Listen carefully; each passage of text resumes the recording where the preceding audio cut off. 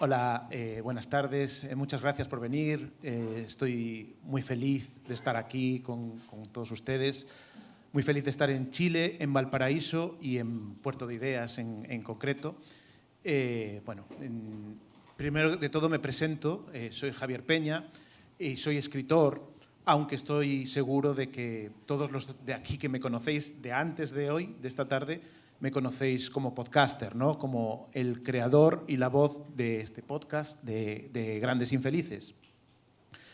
Pero en la charla de hoy intentaré explicar o intentaré demostrar que para mí es exactamente lo mismo ser escritor o ser podcaster, ser el creador de Grandes Infelices.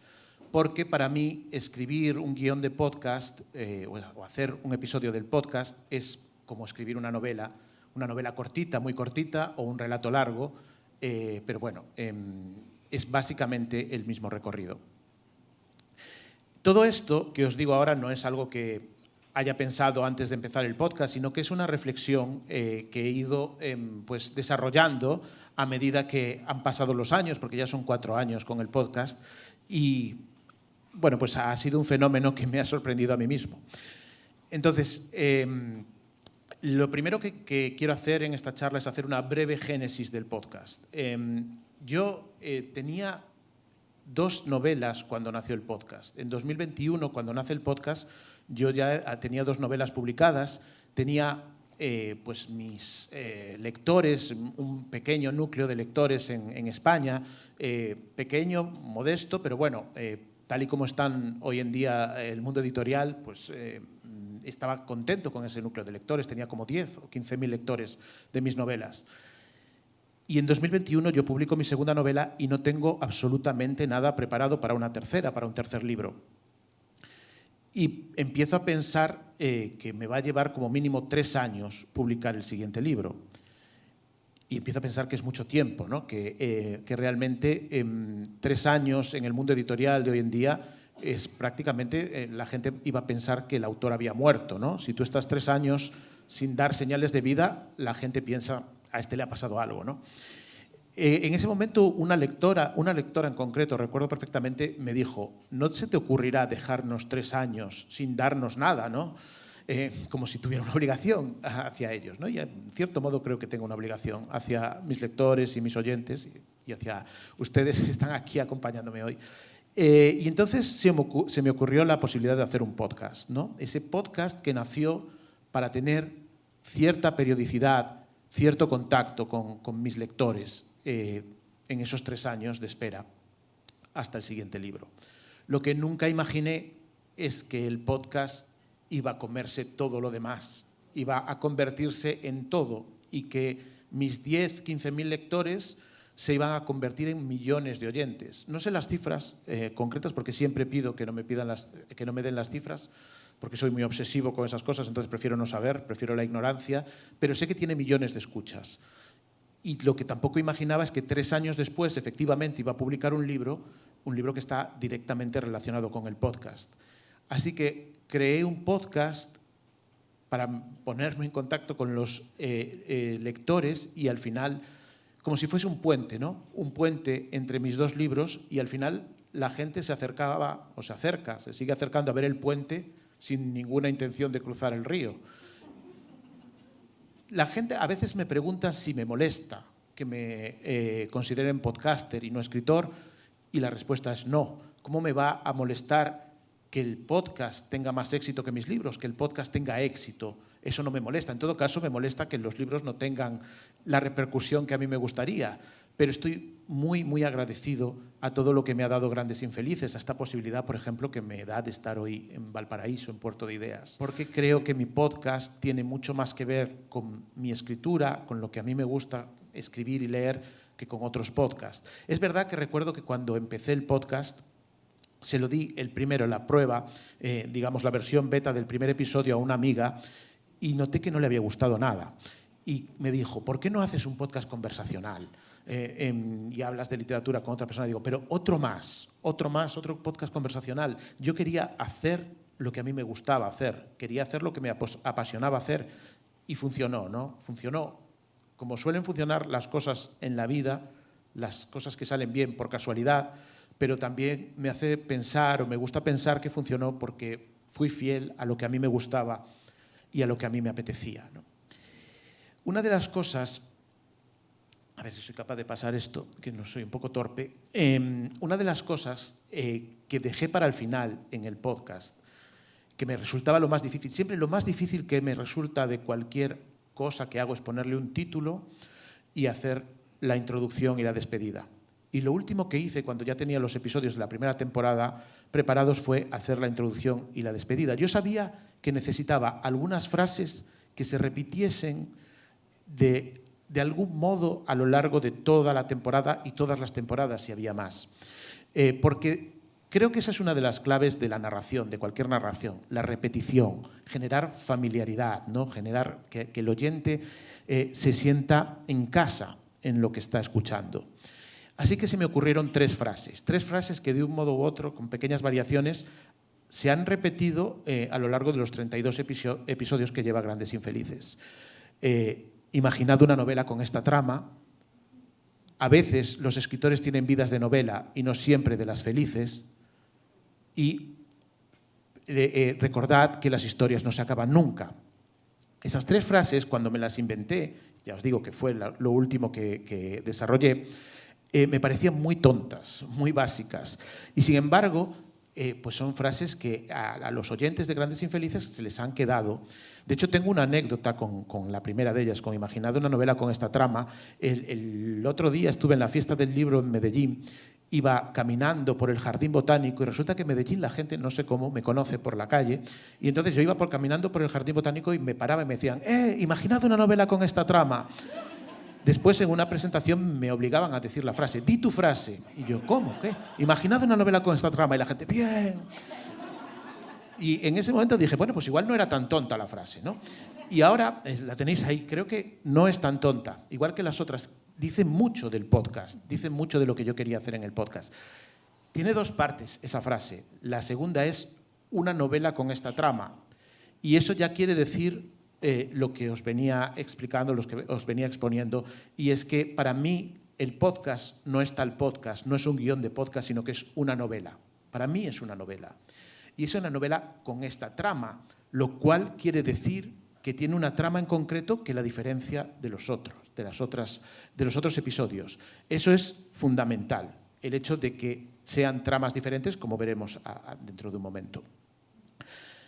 Y la otra parte de la frase, el imaginad, es aún más importante. Es la palabra con la que empiezo todos los episodios, imaginad. Porque lo que yo le estoy pidiendo al oyente es que cierre los ojos y se meta en el mundo, en la novela que yo quiero contarle. Y es un favor que le estoy pidiendo. Les parece una orden, pero en realidad es un favor. Y creo que desde esa primera palabra, desde la palabra imaginad, estamos estableciendo el oyente, siempre digo el lector, el oyente y yo, un contrato. Yo os pido que imaginéis y a cambio tengo que hacer lo posible, daros las herramientas, los instrumentos para que podáis imaginar. Y eso es lo que hago a lo largo de todo, o lo que trato de hacer a lo largo de todo el podcast. Y lo trato de hacer siguiendo dos reglas básicas. Para mí esas son las dos reglas que sigue mi podcast. En primer lugar, el podcast tiene una unidad narrativa. Eso es fundamental y creo que es otra de las razones por las que el podcast funciona tan bien, porque se convierte en una novela porque tiene una unidad. He escuchado muchos podcasts y a veces le echo en falta esa unidad narrativa. Digamos que a veces noto que se pierden intentando contar muchas cosas. Yo no quiero contar una biografía de los escritores. A veces parece que es una biografía, pero no es tal. Recordad, es una novela con esta trama, no es una biografía con esta trama, es una novela, con lo cual tengo que dejar muchas cosas fuera y centrarme en los aspectos que le dan unidad narrativa a esa historia. Eso en lo que respecta a la unidad narrativa. Por supuesto, tampoco pretende ser una biografía como sería en la Wikipedia, ¿no? Algo es lo que más huyo, algo wikipédico. Nació en tal año, estudió en tal universidad en tal año, contrajo la viruela en tal otro año. No me interesa esa forma de hacer una biografía. No digo que esté mal, simplemente no me interesa porque no genera esa novela que yo creo que tiene que generar. Y traiciona mi contrato con el oyente, que es imaginad. Yo os pido que hagáis una prueba, ahora no, por favor, en casa. Pedidle a alguien que os lea una entrada de la Wikipedia de un autor que os guste. Cerrad los ojos y que os lea la entrada de la Wikipedia. A ver si sois capaces de imaginar algo. Creo que no. Entonces hay que buscar herramientas y elementos que os permitan imaginar, que es lo que iremos viendo a lo largo de esta trama. Por eso la primera parte es la unidad narrativa, ¿no? La unidad narrativa que le dé ese aspecto de novela. La segunda es hacer lo mismo pero diferente. Antes hablaba de la familiaridad que es importante en esas frases repetidas, en los temas repetidos, pero al mismo tiempo no podemos estar hacer siempre lo mismo. Os decía que gracias a la familiaridad, a esas repeticiones, el oyente o el lector, en su caso, si hablamos de una novela, se siente en casa al escucharnos. Pero no podemos permitirnos que se aburra en casa y que quiera salir a buscar otros entretenimientos. Tenemos que darle variedad, ¿no?, al oyente. Y eso es algo que yo siempre busco. Estas dos cosas, cuando estoy documentándome para el podcast, son las que busco. Uno, que tenga una unidad, que lo que yo estoy contando tenga una unidad. Y dos, que sea lo mismo, que tenga el mismo espíritu que el resto de Grandes Infelices, pero que al mismo tiempo tenga algo diferente. Y eso es lo que busco durante la documentación. Y si no lo encuentro, abandono ese episodio y busco otro. Siempre tengo que esforzarme en hallar esas dos cosas, ¿no? Aquí tengo un cartel de Rashomon, esta película de Akira Kurosawa, no sé si la conocéis, que está basada en un relato de un escritor japonés que se llama Akutagawa, que me parece muy interesante porque tiene mucho que ver con lo que a mí me interesa y con lo que creo que hago. En Rashomon se cuenta una historia de un crimen con 5 perspectivas distintas. Cada personaje cuenta su perspectiva y todas son verdad y todas son mentira, porque al final lo que alguien cuenta de algo es su verdad. O sea, no me interesa tanto la verdad, sino la verdad de alguien. Y cuando yo hablo de un escritor, y esto es algo que a veces me cuesta en redes, ¿no?, porque la gente me dice, es que no hablaste de esta parte, vale, pero es que yo estoy hablando de mi visión de este escritor, de la visión que yo os quiero contar. No doy por hecho, ni en ningún momento quiero decir que esto sea una biografía, ni que sea la vida entera, ni que sea el escritor entero. Nadie puede contar una vida de nadie en 45 minutos, sino que es mi verdad. Y por supuesto es verdad porque es la mía y a la vez es mentira porque vosotros seguramente tendréis vuestras verdades, ¿no? Vale. Para hacer el podcast, para hacer una novela, para hacer cualquier cosa, para mí lo principal es hallar una voz propia. Creo que es más importante que nunca la voz del autor en el momento actual, sobre todo porque hay miles y miles de novelas que se publican cada mes, miles y miles de podcasts que se emiten cada mes. ¿Y por qué van a escuchar el tuyo y no el de otro? ¿Y por qué van a leer tu novela y no el de otro?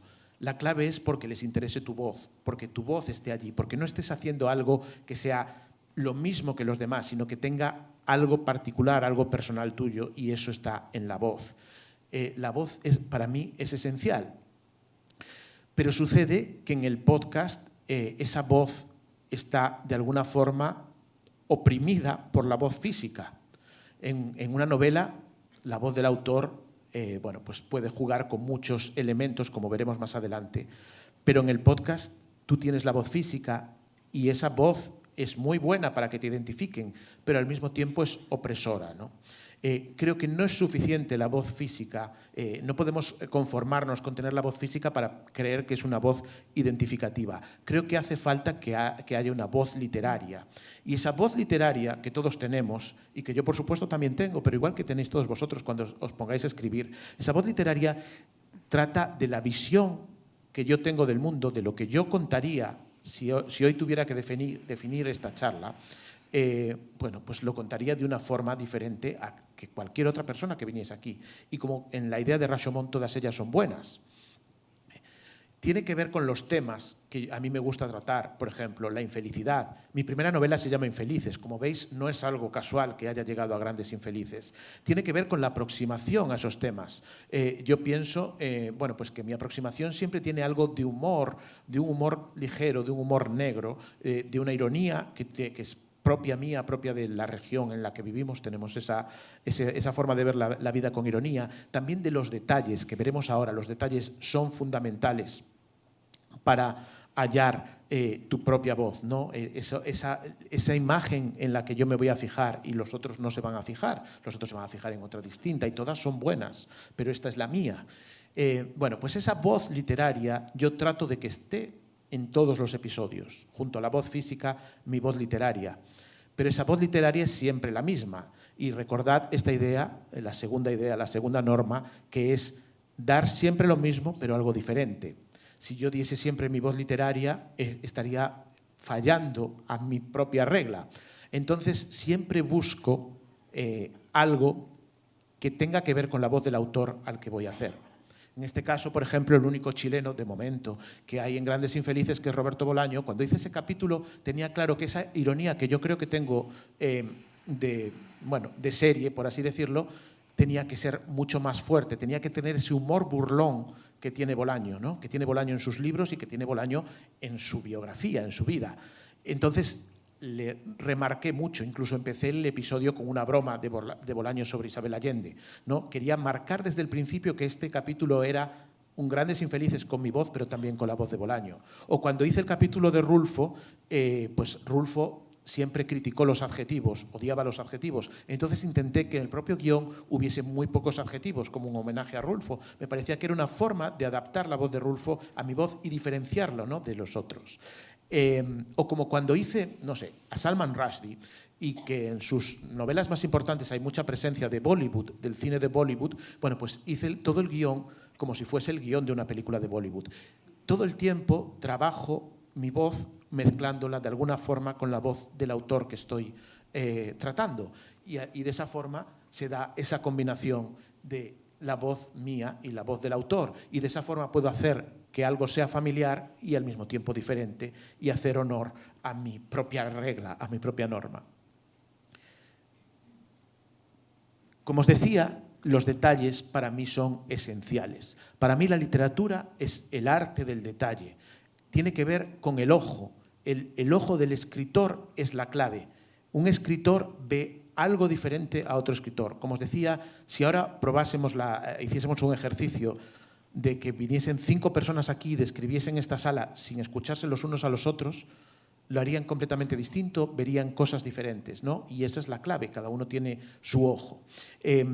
Yo soy un gran amante de los detalles, un gran creyente en los detalles. Para mí es una de las claves de las novelas, del podcast, de cualquier tipo de experiencia narrativa. Y de hecho siempre insisto cuando doy talleres en los detalles.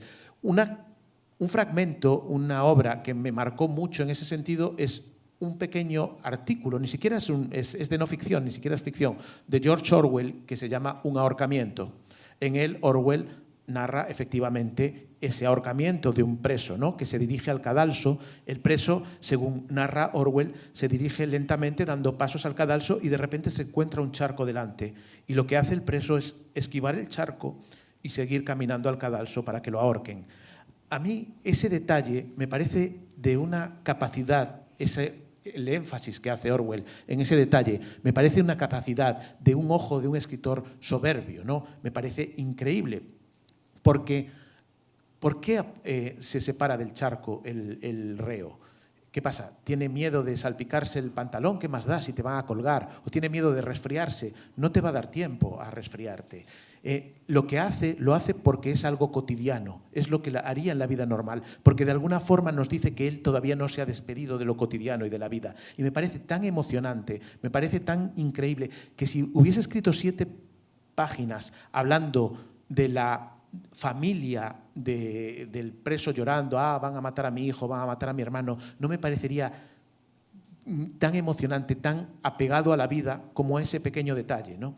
Y siempre tengo ese detalle en mente cuando busco los detalles, obviamente, no de la calidad de los de Orwell, en todos los trabajos que hago en las novelas y también en los episodios del podcast. Vamos a escuchar ahora un pequeño texto de un fragmento del episodio de Clarice Lispector, que ahí la tenéis, donde vamos a hablar un poco, vamos a ver los detalles que yo me fijé para definir a Clarice.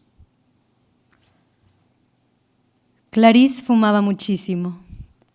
Os contaré una anécdota para que os hagáis a la idea de la presencia del tabaco en la vida de Clarice. El cineasta Luis Carlos Lacerda la visitó un día, encendió un cigarrillo, lo posó en el cenicero.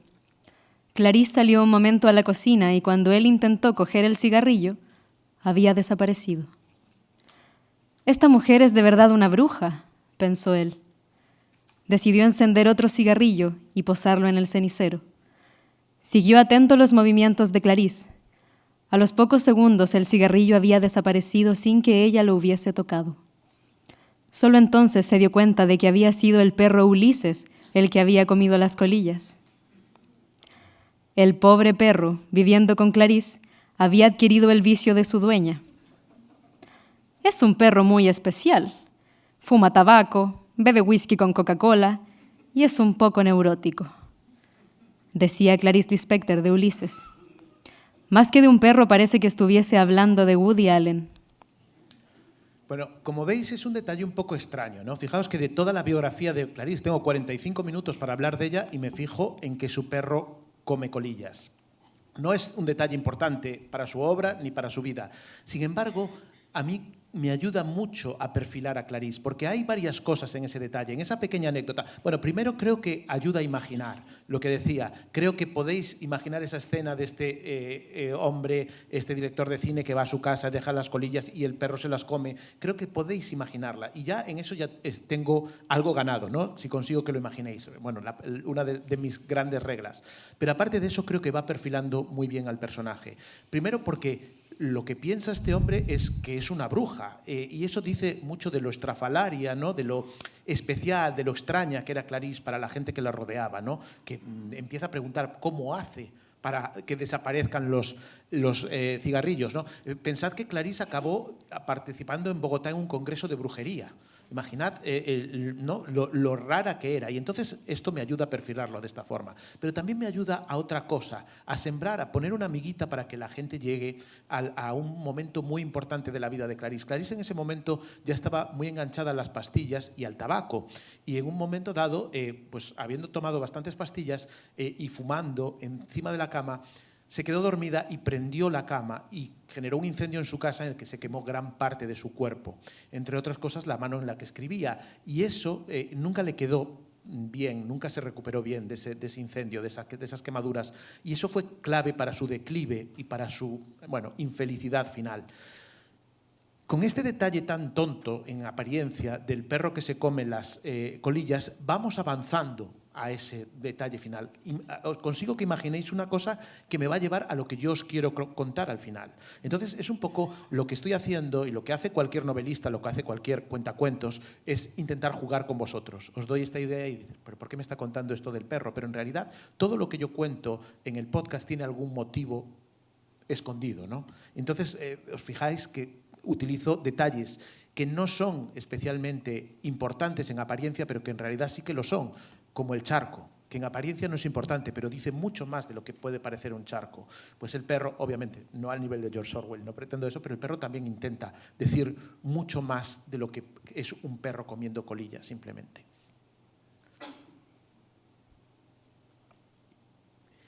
Os decía que una de las cosas que tiene la voz del escritor, la voz del autor, es que aprisiona. Y aprisiona mucho más en el podcast, la voz física, que en la novela, porque en una novela el escritor tiene la posibilidad de jugar con técnicas narrativas, puede escribir en primera persona y en tercera persona, incluso en segunda persona, pero también puede jugar con la perspectiva, un escritor hombre puede hacerse pasar por un narrador mujer y viceversa, pero también puede hacerse pasar por un perro, Hay una novela de una autora española, se llama Irene Solá, se llama Canto yo y la montaña baila, no sé si la conocen, en la que Irene Solá pues se mete en la voz de un corzo, un oso, un perro, pero no solo eso, en la voz de las setas, de las nubes, de las montañas. Eso yo en el podcast no lo puedo hacer. no puedo hacerlo, ¿cómo podría hacerlo? Sin embargo, a pesar de sentirme aprisionado, ¿no?, con la voz durante el podcast, hay 2 episodios en los que conseguí escaparme y conseguí tener otra voz. Y son mis 2 episodios preferidos, o son 2 de los episodios de los que más orgulloso estoy, porque en ese momento sentí plenamente esta idea de que el podcast era como una novela, porque era capaz de escaparme de mi voz y jugar con los elementos de la ficción. Uno de ellos es el de este hombre, de Fernando Pessoa. Fernando Pessoa, sabéis que era conocido principalmente porque tenía más de 100 heterónimos, y un heterónimo no es un seudónimo, heterónimo es mucho más. Pessoa les daba su fecha de cumpleaños, les hacía una carta astral, les hacía tener ideas distintas sobre a quién apoyaban en la Primera Guerra Mundial, y se peleaban incluso en los periódicos sus propios heterónimos, ¿no? Yo creo que no ha habido en la historia de la humanidad un caso de personalidad múltiple como el de Pessoa, ¿no? Es auténticamente increíble. Y cuando yo hice el episodio de Pessoa tenía claro que quería, bueno, pues estructurarlo a través de los heterónimos. Pero se me ocurrió una idea extra. Digo, ¿y por qué no te creas un heterónimo de ti mismo para narrar el episodio? ¿Pero cómo lo hago? Entonces se me ocurrió un nombre, Fernando Piñeiro, ¿no?, en homenaje a mi padre, que se llama Fernando Peña. Pues me inventé a Fernando Piñeiro, que iba a ser catedrático o director de la cátedra pessoana de la Universidad de Santiago de Compostela, de mi ciudad. Y claro, iba a ser un portugués, un lisboeta que vive en Santiago. Entonces, ¿cómo puedo meterme en la piel? ¿Cómo podía meterme en la piel simplemente con el audio de este lisboeta que vivía en Santiago? Se me ocurrió que tenía que imitar el acento portugués. Pero pensé que si imitaba el acento portugués durante los 45 minutos del capítulo, primero podía parecer una burla y que algún portugués se sintiese ofendido. Y segundo, creo que sería fatigoso para el oyente, ¿no?, y que te sacaría un poco del episodio. Entonces, ¿cómo podía hacer? Pensé, bueno, pero es que este es un portugués que lleva muchos años viviendo en España. Y los portugueses, cuando viven en España, supongo que también los que viven en Latinoamérica, aprenden perfectamente el español y prácticamente no les queda más que un deje del acento. Y dije, este va a hablar perfectamente el español, bueno, tan perfectamente el español como yo, nada más, así de perfectamente. Pero cuando diga nombres propios, los va a decir con acento portugués, porque es lógico. No los va a decir españolizados, sino que los va a decir en portugués. Entonces él no diría Fernando Pessoa, sino que diría Fernando Pessoa. O no diría Ricardo Reis, sino que diría Ricardo Reis, etcétera, etcétera. Eso fue lo único que hice. Alguna referencia de que era Fernando Piñeiro, lisboeta, pero mi voz era exactamente igual, salvo que en 15 o 20 momentos del episodio decía los nombres con acento portugués. Bueno, pues aún hoy, allá donde voy, la gente me pregunta, oye, ¿y ese Fernando Piñeiro va a volver a salir? ¿De dónde lo sacaste? Qué interesante esa colaboración que tuviste. El mayor elogio para mí, yo creo que de la historia del podcast, de los 4 años que lleva el podcast, fue que 2 días después de emitir el episodio por primera vez, me llamó una periodista del periódico más importante de Galicia, de mi región, para decirme que querían entrevistar a Fernando Piñeiro. Y lo peor es que esa periodista es amiga mía y he tomado café muchas veces con ella. Yo dije, Tamara, soy yo. Y dice, ay, Dios, soy idiota. Y en ese momento me sentí muy feliz, porque realmente es la magia de la ficción, simplemente con 15 nombres pronunciados en portugués, con la voz sin cambiarla absolutamente nada, hubo mucha gente que creyó que no era yo. Entonces me pareció maravilloso esa manera de salirme de la opresión de la voz. Hubo otra vez otro episodio, que es el de Elena Garro. Elena Garro, sabéis que es esta escritora mexicana que tuvo un papel en la matanza de Tlatelolco de 1968. Ella, bueno, pues la inculparon por esa matanza. Posteriormente ya delató a un montón de gente de izquierda y, bueno, al final la gente de izquierda quería matarla, la gente de derecha también, y tuvo que huirse de México y acabó viviendo en la indigencia en España, ¿no? Una historia terrible. Elena Garro tiene una novela, bueno, tiene muchas obras muy interesantes, pero tiene una novela, quizás su novela más famosa, que se llama Los recuerdos del porvenir, que está narrada por el pueblo de Ixtepec. El narrador es el pueblo. Entonces a mí se me ocurrió, ¿y por qué no narro su episodio a través de Tlatelolco, con la voz de las piedras de la plaza de Tlatelolco? Claro, me pasó lo mismo que con el de Pessoa. Pensé que 45 minutos con la voz de las piedras de Tlatelolco era un poco extraño. Y simplemente hice los 10, 15 primeros minutos, cuando narré la matanza de Tlatelolco, lo narré a través de la voz de las piedras. Lo que hice fue escribir el guión de forma distinta, locutarlo de forma distinta y meterle un poco de vibración a las piedras. Quedó algo como lo que va a leer ahora, Vale. Yo soy la plaza de las 3 culturas en Tlatelolco. Soy un lugar plagado de desdicha. De mí cuentan que estoy maldita, porque los antepasados, los antiguos, hicieron una gran matanza sobre mí y me regaron de sangre. Sobre la isla que fui se alzaba el mayor mercado de la Mesoamérica, hasta que llegaron los españoles e hicieron una batalla cruel aquí.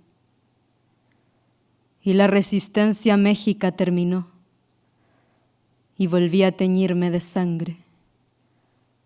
Y ya no fui mercado, y de los templos solo quedaron ruinas, y sobre ellas construyeron iglesias.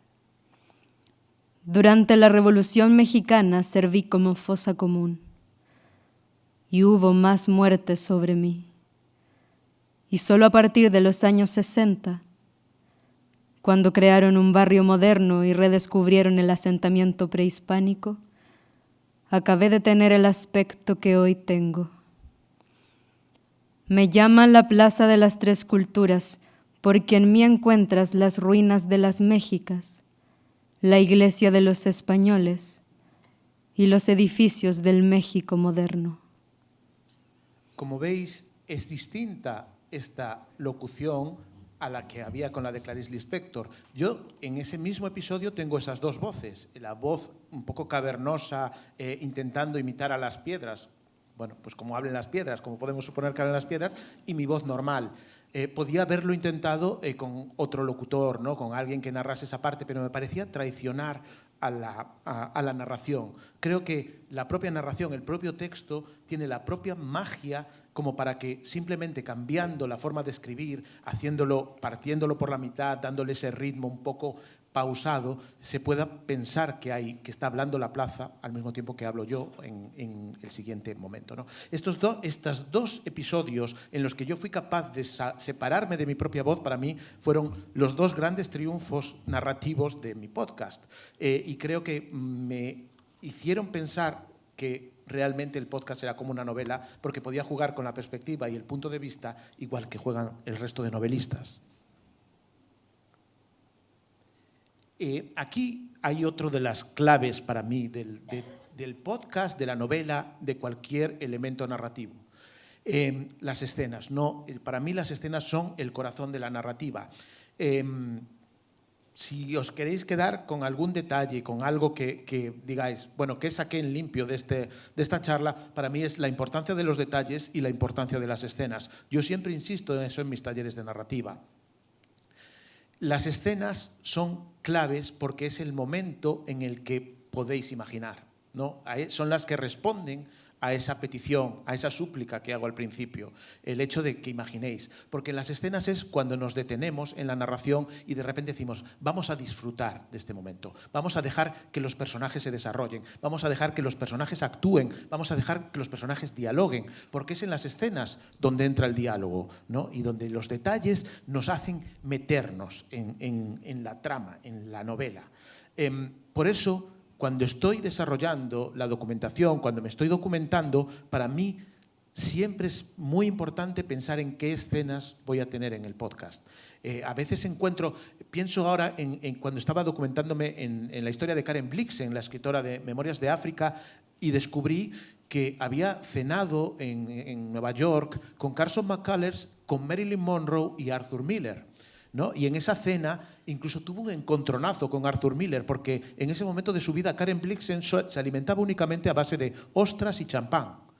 Y Arthur Miller le dijo, pero ¿cómo puede ser que una mujer adulta se alimente a base de ostras y champán? Esto no es normal. Se lo dijo con un poco de condescendencia y Karen Blixen le contestó, yo soy una vieja y como lo que me da la gana. Y yo pensé que ese momento, ese carácter de Karen Blixen, dejando en su sitio, poniendo en su sitio a Arthur Miller, me parecía muy interesante, me parecía una forma de meternos en la cabeza de Karen Blixen, el personaje de Karen Blixen, y una forma de darle a conocer al personaje, al oyente. Y cuando supe que había eso, empecé a investigar sobre esa cena. Supe que esa escena iba a estar ahí. Yo siempre que doy talleres de narrativa, que doy talleres de novela, les digo a los escritores, a los alumnos, pensad en las escenas de vuestra novela. pensad en qué escenas son imprescindibles. De hecho, a veces les recomiendo que hagan un mapa de escenas. Y yo en el podcast hago un mapa de escenas antes de hacer los guiones, ¿no? Para mí las escenas son la clave, porque es donde disfrutamos, donde imaginamos. Hay escenas incluso que me ayudan a desarrollar todo el episodio. Por ejemplo, en el episodio de Silvia Plath, uno de los episodios, sé que es uno de los episodios más escuchados. Silvia Plath es una autora que está muy estudiada, muy trabajada, se ha escrito mucho sobre ella. ¿Qué puedes contar de ella que sea diferente? Para mí era muy importante la tesis, la unidad que le daba a ese relato era el dolor que causó su muerte. No solo su muerte, sino el dolor que causó y la tragedia que sobrevino después. Y la última fase, hasta ahora, y esperemos que la última, de la tragedia fue el suicidio de su hijo en los años 90, Nicholas Hughes, ese chico que vemos ahí con Ted Hughes y que vemos con Silvia, ¿no? Se suicidó en Alaska en los años 90 y decidí empezar el episodio de Silvia Plath por el suicidio de su hijo, Nicholas Hughes, 30 años, 20 y pico años después de la muerte de Silvia, lo cual es una forma rara de empezar, pero quería hacer algo diferente también a lo de Silvia Plath. Y el inicio de este episodio, esa primera escena de Nicholas Hughes suicidándose en Alaska, sonaba algo así. Nicholas Hughes trabajaba como biólogo estudiando la fauna de los ríos de Alaska. Había hecho algunos descubrimientos importantes sobre la forma en la que los salmones escogen su hábitat. Era un hombre apreciado por sus compañeros. Había empezado a salir con una de ellos, con Cristina. Aunque había tenido que lidiar con frecuentes depresiones, en 2009 las cosas parecían marchar mejor para él. El 16 de marzo brillaba el sol en Alaska. La temperatura apenas llegaba a 0, pero era Alaska en marzo. Nick parecía de buen humor. «Hoy es un buen día», le dijo a Cristina antes de salir él solo a dar un paseo. A las 4, Cristina se preocupó porque Nick no había regresado. Decidió buscarlo en la cabaña que él utilizaba como despacho. Al entrar descubrió que se había colgado con una cuerda de nylon de una viga. Nick ya había señalado alguna vez que las vigas del despacho eran ideales para suicidarse. Parecía como si tuviera en mente una novela de casi 50 años atrás. La novela se llamaba La campana de cristal. Su autora era Silvia Plath, y no era extraño que Nick la tuviera en mente. Era su madre. Veis que, de nuevo, estoy dando datos que parecen un poco absurdos, ¿no? ¿Qué nos importa en un episodio de Silvia Plath que su hijo fuese biólogo en Alaska y se dedicase a estudiar la cría del salmón, ¿no? Sin embargo, me parece que este tipo de detalles son muy importantes en las escenas para hacerlos reales, para que nos parezca que Nicholas es una persona real y no un personaje simplemente. El hecho de dar detalles concretos nos lo diferencia. Nicholas ya es completamente distinto a los demás. No es un biólogo, es un biólogo que vive en Alaska y cría salmón o estudia la cría de salmones, ¿no? También era importante los detalles de que la cuerda era de nylon, de la viga de la cabaña, del frío que hacía en Alaska. Todos estos detalles sensoriales, todos estos detalles concretos del material hacen que parezca real, hacen que la gente pueda imaginar, son importantes para imaginar. El momento de las escenas es el momento en el que hay que imaginar. Y qué mejor, para mí, pensaba, qué mejor momento de entrar en una historia tan trágica, probablemente la más trágica de todas las que ha habido en Grandes Infelices, como la de Silvia Plath, que alguien que dice, hoy es un buen día, y a las pocas horas se suicida, ¿no? Creo que esa escena me ayudaba mucho a mí a entrar en el mood, por así decirlo, de todo el guión, y creo que si a mí me ayuda a entrar en el mood de todo el guión, también ayuda al oyente a entrar en el mood de la historia terrible, ¿no?, de Silvia Plath que iba a contar. La otra parte esencial de cualquier narrativa, de cualquier novela, de cualquier podcast narrativo como el mío, es pensar en los personajes. Los personajes son esenciales. Creo que una novela no es algo que le pasa a alguien, sino alguien a quien le pasa algo. Creo que la novela gira todo en torno al personaje. Y yo trabajo siempre con personas reales, pero para mí los tengo que trabajar como personajes. Y eso quiere decir que tengo que hacer renuncias. Yo no puedo intentar contar a una persona real en un podcast de 45 minutos. Yo tengo que contar una novela con esta trama y esa novela tiene un personaje y tiene unas características. Tengo que darle esa unidad. De nuevo volvemos a las dos reglas. Tengo que darle unidad. Tengo que pensar cuál es la unidad, cuál es la tesis que quiero responder de ese personaje. Y esa tesis tiene que ser diferente por esa otra idea, que sea lo mismo pero diferente. Por ejemplo, en el caso de Yukio Mishima era muy fácil. La tesis es ¿por qué este hombre en un momento dado secuestró un cuartel en Japón y se hizo el seppuku? Desentrañar el porqué de eso era la clave para ese personaje. No me interesaban tanto los otros planos de su vida, sino desentrañar ese porqué. Pero en cada uno de ellos tengo una tesis y una unidad, ¿no? Por ejemplo, con Horacio Quiroga tenía que pensar por qué se fue a vivir a Misiones, a la selva, ¿no? Con Foster Wallace tengo que pensar por qué, o la clave es su adicción. Era una persona adicto a prácticamente todo. Por ejemplo, con Marguerite Duras tengo que pensar lo que le influyó tener un amante cuando era adolescente y cómo eso le marcó durante toda la vida. Hay siempre un hecho, una tesis y a partir de ahí empiezo a desarrollar la parte del personaje que me interesa. Y tengo que crear escenas, tengo que crear detalles, de nuevo, las escenas y los detalles para definir a esos personajes, como en esta descripción de Yukio Mishima.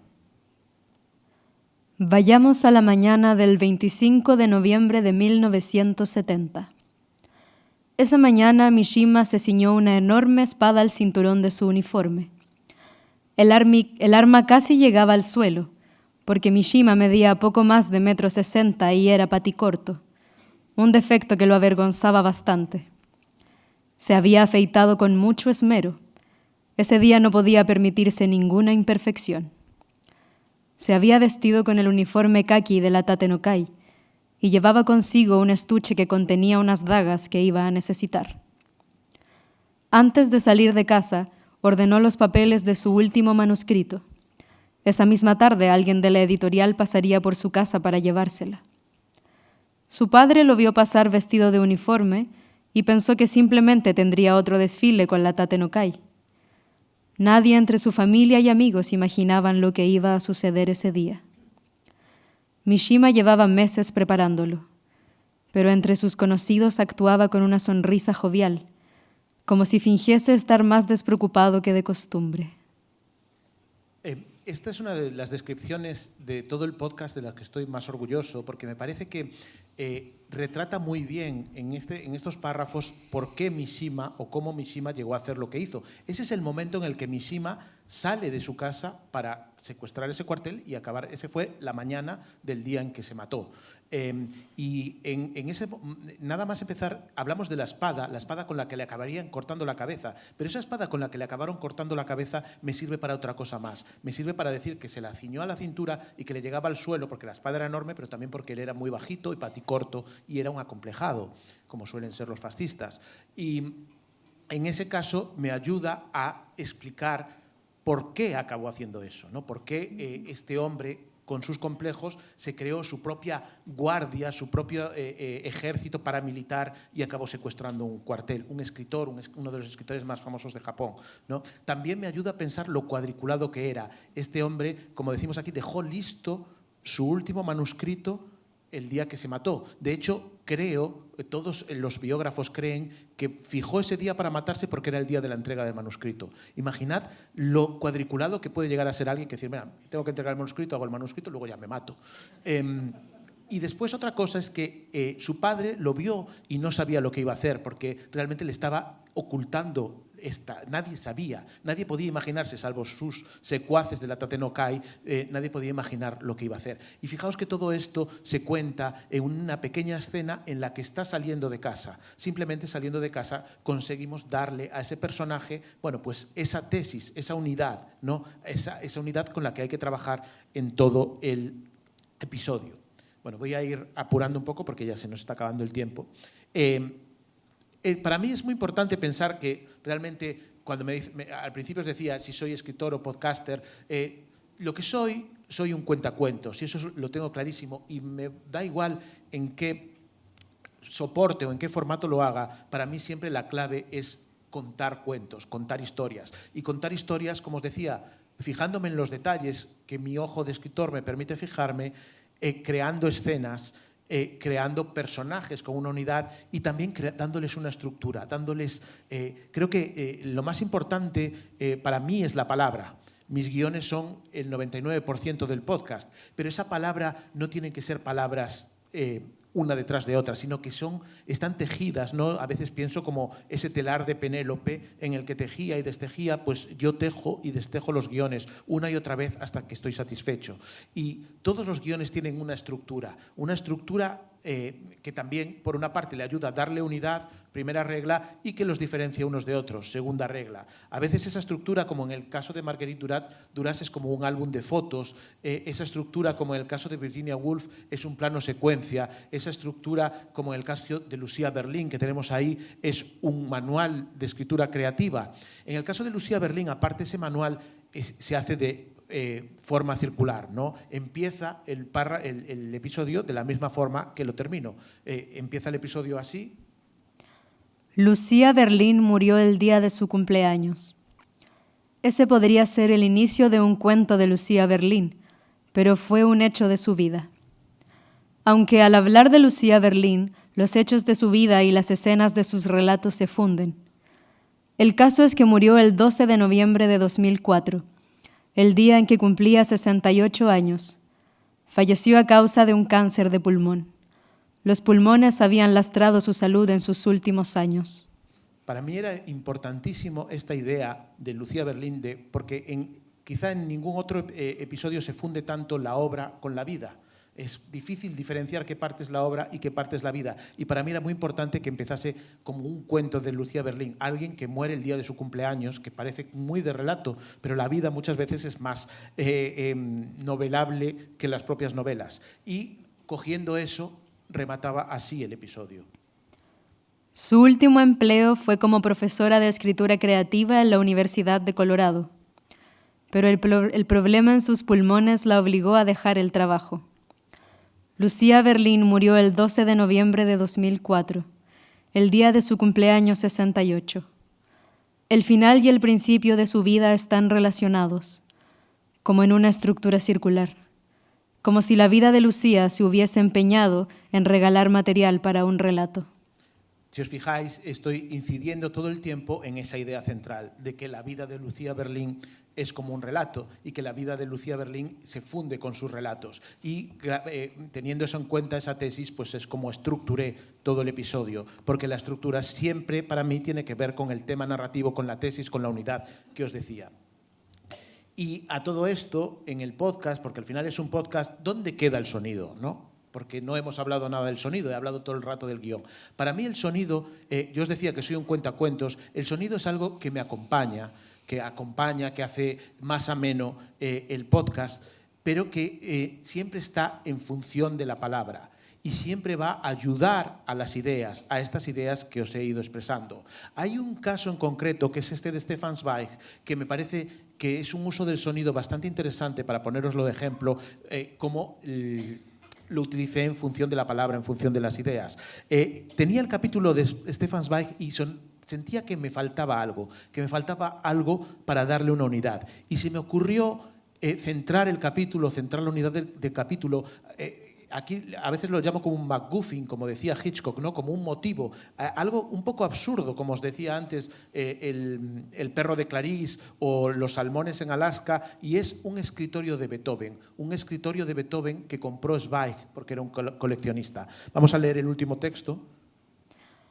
Podríamos contar esta época de muchas formas, pero hemos querido fijarnos en un escritorio que había pertenecido a Beethoven y que acompañó a Zweig hasta casi el final de su vida.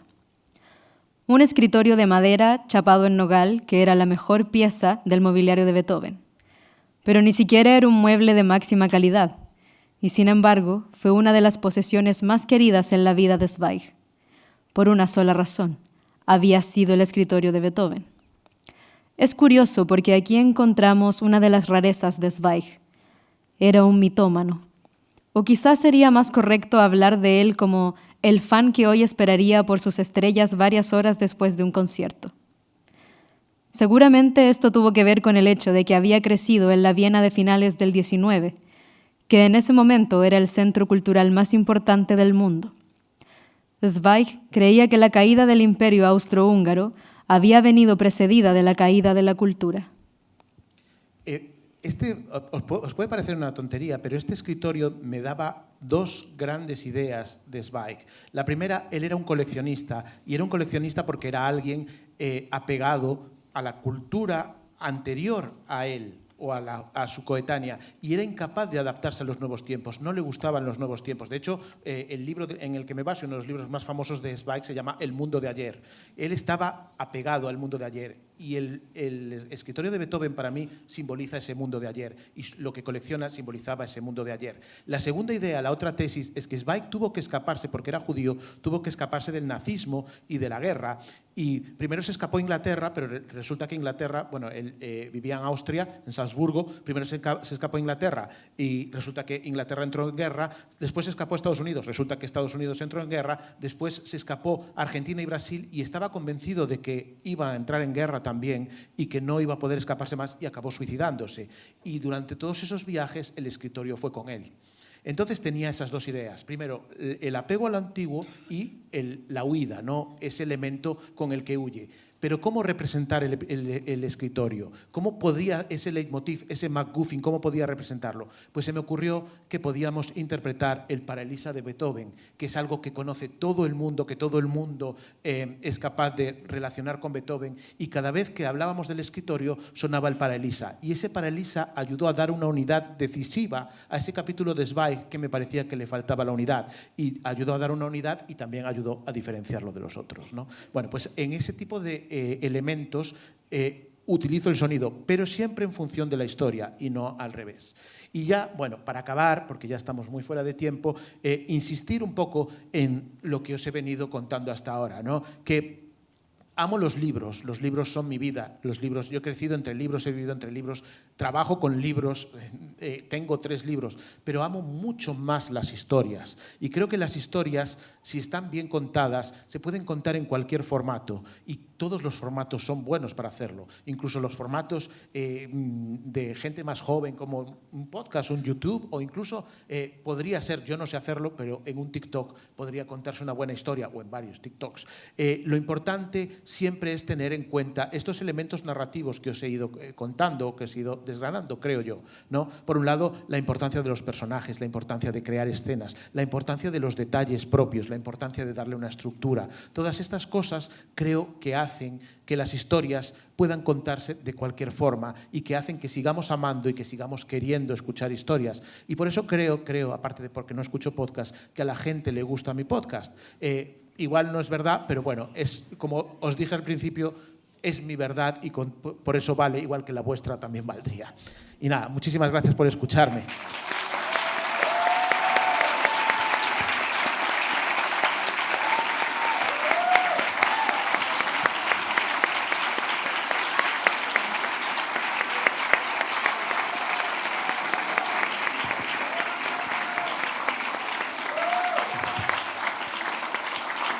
Creo que hay un turno de preguntas, no sé si... 2 preguntas o... No.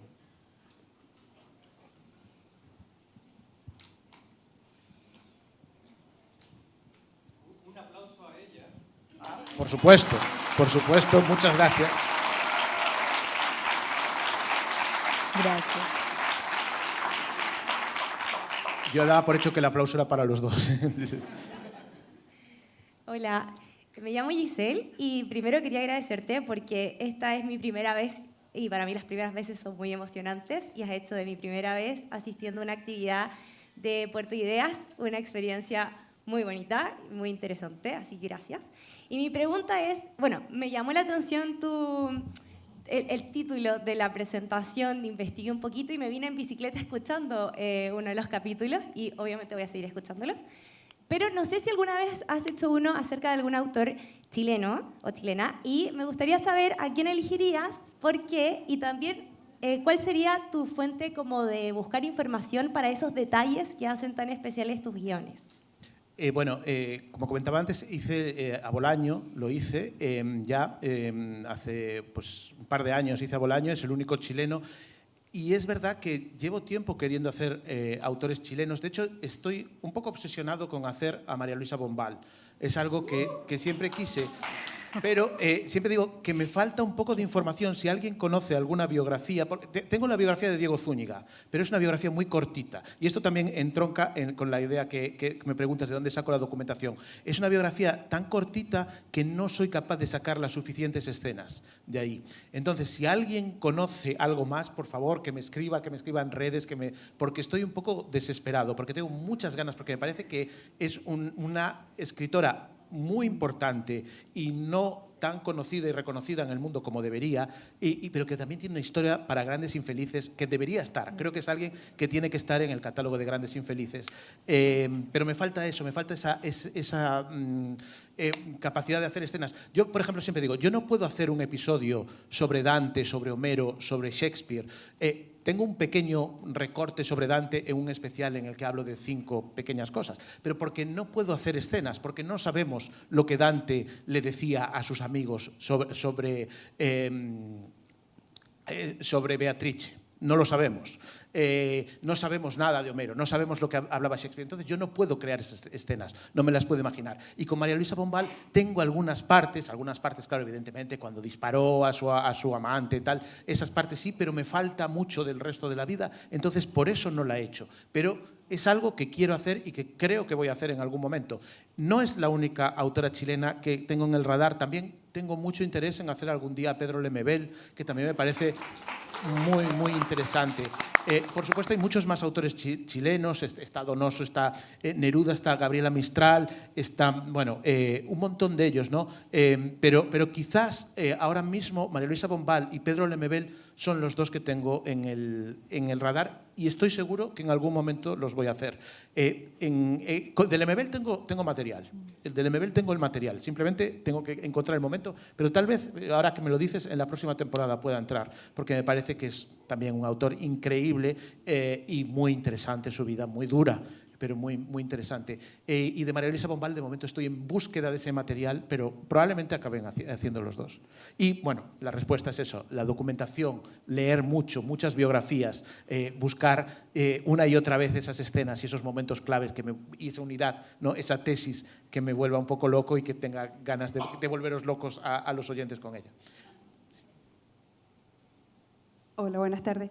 Una sola cosa, que hay una película de María Luisa Bombal, no sé si la has visto. Sí, me lo han dicho. No la he visto, pero me lo han dicho. Y lo otro es yo he escuchado muchos, a mí me gusta mucho tejer y tejo con podcast. ¿Cuántos autores simultáneos estás estudiando y hay alguna posibilidad de tener grandes felices? Porque encuentro tan terrible. Sí, pero esto siempre que me lo preguntan digo, ya, pero sería una temporada de 2 episodios más o menos. Y se acabó. Una única temporada. Y seguramente ni serían tan felices. Pero no hay esa posibilidad. A ver, este tema de la infelicidad al final es también como algo para dar una unidad. Obviamente no todos son iguales de infelices, ¿no? Hay algunos que, como Silvia Plath, que tuvo una vida terrible. Después hay una persona, para mí, la menos infeliz de todos los que he hecho fue Harper Lee, ¿no? Harper Lee lo que le pasó es que tuvo tanto éxito con Matar a un ruiseñor que se bloqueó y no escribió nada más el resto de su vida. Hombre, como infelicidad no me parece la peor. No, es que vendí millones y ya no pude escribir más. Uy, qué infeliz soy. Bueno, no me parece lo más terrible, ¿no? Por eso es más como una idea general para meterlos que una carrera, una competición de infelicidad. Pero yo creo que todos, incluso los que pensamos que son más felices, pienso en algunos autores del boom y tal, también tienen sus miserias, ¿no? También han tenido sus miserias. Y la otra pregunta era... A ver, trabajo uno al mismo tiempo. Lo que pasa es que estoy leyendo todo el tiempo y estoy recibiendo inputs para hacer otros después. Y entonces me voy quedando con ideas. A cada país, este es el 6º país de Latinoamérica que visito en esta gira, y a cada país que voy me llevo como 15 libros con distintos posibles infelices, ¿no? Con peticiones de infelices. O sea, tengo infelices para hacer para el resto de mi... No me va a dar la vida para hacer tantos infelices. Trabajo uno, pensar... pues igual estoy con 30 a la vez, pero leer biografías y tal. Los otros son ideas que tomo aquí y que empiezo a darle vueltas. Por ejemplo, estos días estaba trabajando, bueno, el último episodio de esta temporada saldrá el martes y es Colette y París, y estaba trabajando en Colette y París y estaba pensando en hacer un episodio de Onetti, porque me apetecía mucho hacer un episodio de Onetti. ¿No sabéis que una cosa de Onetti es que se pasaba gran parte del día tumbado? Es lo que a mí me atrae, esa sería la unidad. Y entonces, con esta idea de hacer algo tipo lo de Pessoa o de Elena Garro, de sacar, me imaginaba locutarlo tumbado. A ver si se notaba, ¿no? O no. No sé, estoy dándole vueltas a esas cosas, ¿no? A mí lo que me vuelve loco es tener una idea así, ¿no? Como esto de voy a inventarme un heterónimo, ¿no? Y de repente ya no quiero hacer otra cosa, quiero dejarlo todo y solo quiero escribir ese guión y leer. Bueno, como te digo, me centro en uno, pero mi mente está todo el rato buscando otros, ¿no?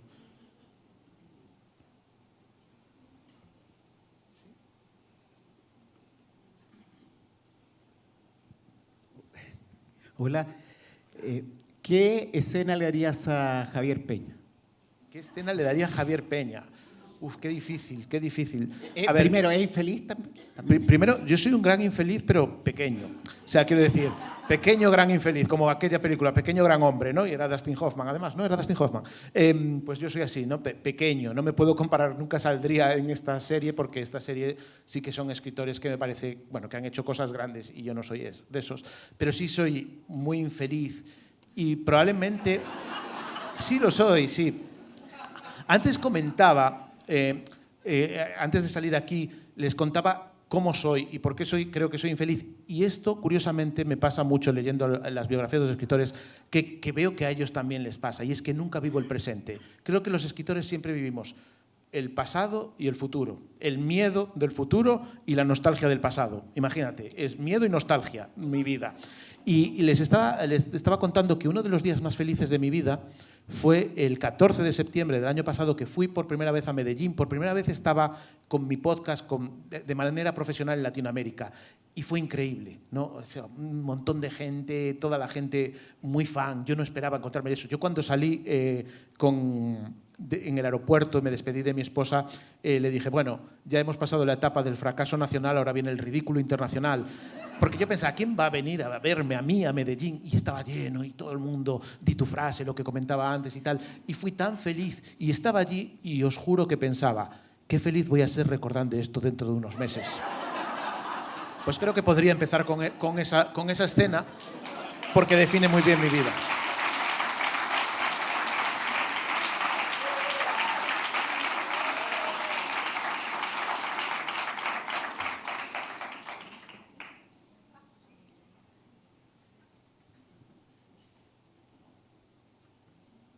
Hola, Hola. Muchas gracias por el podcast. Me ha dado muchos motivos de conversación con mi esposo. Es muy interesante poder también como reflexionar sobre la biografía de los autores, y quería en ese aspecto preguntarte, a mí al menos, como no soy una gran lectora, me ha dado pie como para entender un poco más la obra de los autores. Entonces, quería preguntarte si consideras que es como primordial conocer la biografía de los autores para poder apreciar y entender mejor su obra. Yo sé que hay gente que piensa que no hay que saber nada del autor y que la obra tiene que sostenerse por sí mismo. Yo estoy de acuerdo, la obra tiene que sostenerse por sí mismo, pero si conocemos la génesis de la obra, igual esa obra me gusta un poco más, ¿no? Es como esta idea que cuento en el podcast que decía Bertrand Russell, ¿no? Que cuando supo que los melocotones, toda la historia de cómo llegaron desde China a la India a través de unos prisioneros, ¿no? Y que por eso los romanos le empezaron a llamar, porque pensaban que venían de Irán, y le llamaron persicum, y ese persicum derivó en apricot, en peaches, en muchas palabras. Dice, cuando supe eso, los melocotones me supieron mejor. Y yo creo que el hecho de saber la génesis de la obra y por qué se hizo hace que te sepa mejor la obra. Y yo hay una cosa que me interesa mucho y que investigo mucho, y es por qué los escritores escribieron esas obras en determinado momento. Y he descubierto que la vida de ellos tiene mucho que ver con eso. Por ejemplo, en el episodio que hice de Kafka, yo esto no lo sabía, descubrí que, bueno, Kafka se relacionaba básicamente con sus amantes, con sus novias de manera epistolar, le tenía pavor al contacto físico, al contacto humano. Entonces estaba de manera epistolar, pero al mismo tiempo, cuando la otra persona quería tener contacto, quería compromiso, él se escapaba, y cuando no quería tener compromiso y se alejaba, él la ametrallaba. Básicamente Kafka hacía love bombing, pero epistolar. Y en uno de esos momentos en los que no recibía respuesta de la otra persona, en este caso creo que era de Milena Jesenska, de Felice Bauer, de una de sus novias más longevas, por así decirlo, pues estaba tumbado en la cama, deprimidísimo, y dijo: no me levanto de la cama hasta recibir otra carta de Felice, ¿no? Y entonces estaba tumbado en la cama y se vio en la cama e imaginó una cucaracha enorme en la cama. Y a partir de ahí empezó a pensar en la metamorfosis. Y como en los melocotones de Russell, a mí ahora ya me sabe mejor la metamorfosis, sabiendo que nació por un mal de amores por culpa de que este hombre hacía love bombing. Bueno, puede parecer una tontería, pero a mí sí que me gusta saber, me interesa mucho saber de dónde surgen las ideas. Y me ayuda a confiar en mis ideas, porque muchas veces mis ideas surgen de la manera más estúpida posible. Y veo que a los otros escritores les funciona muy bien.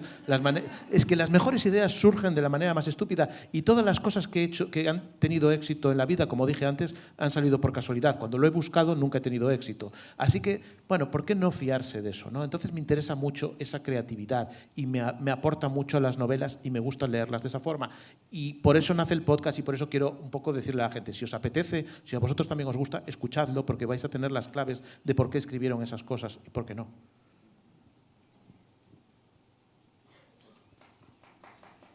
Muchas gracias.